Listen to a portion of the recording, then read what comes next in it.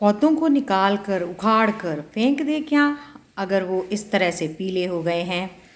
ये तोरी की बेल आप देख रहे हैं, इसको मैंने अप्रैल के मंथ में लगाया था। ये 3 बेलें हैं और बहुत छोटे से ग्रो बैग्स में लगी हुई हैं और इन पर शुरुआत में मुझे ज़्यादा फ्रूटिंग नहीं मिली थी और मैं अभी सोच रही थी कि इनको मैं निकाल के फेंक दूं ताकि मैं विंटर की वेजिटेबल्स के लिए कुछ तैयारी कर सकूं, कुछ मिट्टी उपलब्ध हो सके।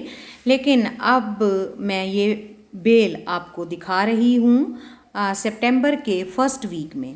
तो इस पर फ्रूटिंग आप देखिए, इस पर जो तोरइयाँ लगी हुई हैं वो आप देखिए कि कितनी सारी इस पर तोरई लगी हुई है और साथ में इस पर खूब फ्लावरिंग भी हो रही है। तो ये बेल मैं निकाल के फेंकने वाली थी लेकिन नहीं फेंकी और उसका रिज़ल्ट मुझे ये मिल रहा है। तो hello everyone, welcome to just world. तो आज के वीडियो का टॉपिक यही है कि क्या जब फ्रूटिंग ख़त्म हो जाए तो एकदम से हमें पौधों को निकाल कर फेंकना चाहिए। अगर फेंकना चाहिए तो किन किन पौधों को फेंकना चाहिए और किन को रहने देना चाहिए और उनकी क्या केयर करनी चाहिए ताकि दोबारा से उस पर से हमें भरपूर मात्रा में फ्रूटिंग मिलती रहे। तो वीडियो शुरू करने से पहले आपसे रिक्वेस्ट है कि अगर आपने अभी तक मेरे चैनल को सब्सक्राइब नहीं किया तो प्लीज़ पहले इसे सब्सक्राइब कर लें और बेल आइकन का बटन भी दबा दें ताकि आने वाले हर वीडियो की जानकारी आपको मिलती रहे।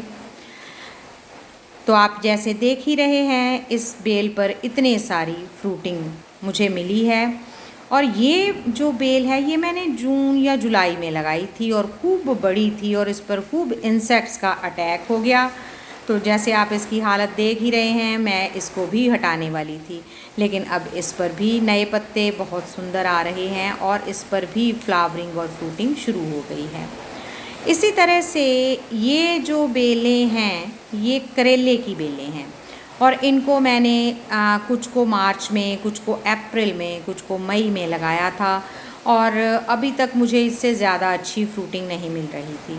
लेकिन क्योंकि गर्मी का मौसम था तो मैंने सोचा कि इस वजह से फ्रूटिंग नहीं है, अब इसको हटा दूँगी क्योंकि ये काफ़ी हद तक सूख रही थी, इसके पत्ते पीले पड़ रहे थे।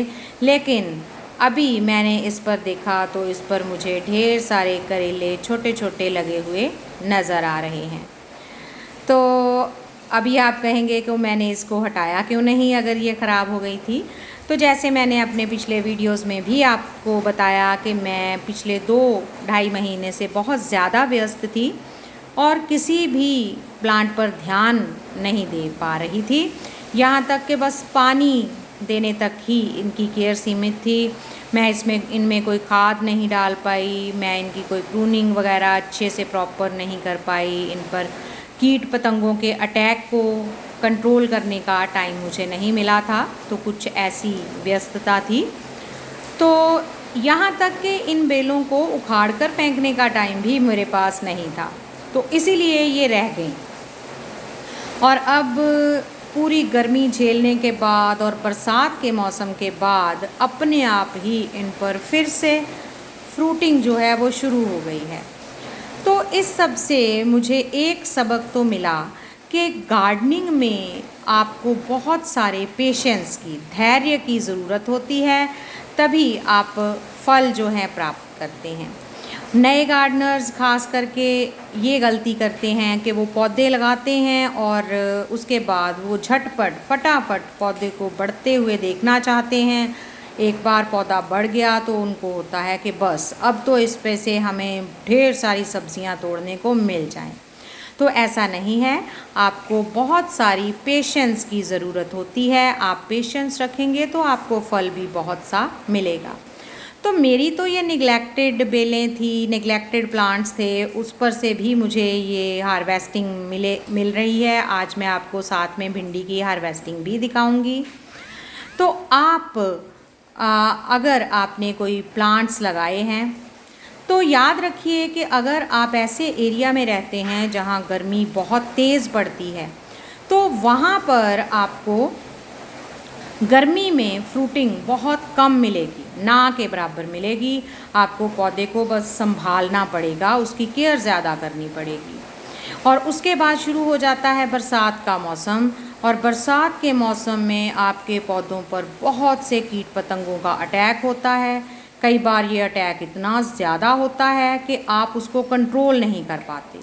तो ऐसे में हमारे पास एक ही अल्टरनेटिव बचता है कि हम पौधों को उखाड़ कर निकाल कर फेंक दें। तो हम बहुत से पौधों के साथ तो ऐसा करते भी हैं, लेकिन मेरी सलाह जो है या टिप समझ लीजिए कि आप पौधों की प्रूनिंग करते रहें। उसमें जो इन्फेक्टेड लीव्स हैं उनको निकाल के डिस्ट्रॉय करते रहें, दूर फेंकते रहें। उनको कंपोस्ट बिन में मत डालिए, क्योंकि उसमें इंसेक्ट्स के अंडे होते हैं, तो इसलिए उनको डिस्पोज ऑफ कर देना ही अच्छा रहता है। तो आप उसकी प्रूनिंग करते रहिए। तो फिर आपकी जो आपने बीज अप्रैल में या मार्च में अप्रैल में डाले हैं, तो वो जो पौधे हैं वो आपको अगस्त लास्ट में, सितंबर में खूब फ्रूटिंग जो है वो देने लगेंगे। अब प्रश्न ये है कि हमें विंटर की वेजिटेबल्स के लिए भी पॉट्स चाहिए। तो अगर हम इन प्लांट्स को, बेलों को निकालेंगे नहीं, तो हम विंटर वेजिटेबल्स कैसे लगाएंगे? तो आप कुछ पॉट्स तो खाली कर ही लेंगे, कुछ पॉट्स हमारे पास खाली होते ही हैं, और बाकी आपने इस मंथ में बहुत से प्लांट्स की पौध तैयार करनी होती है।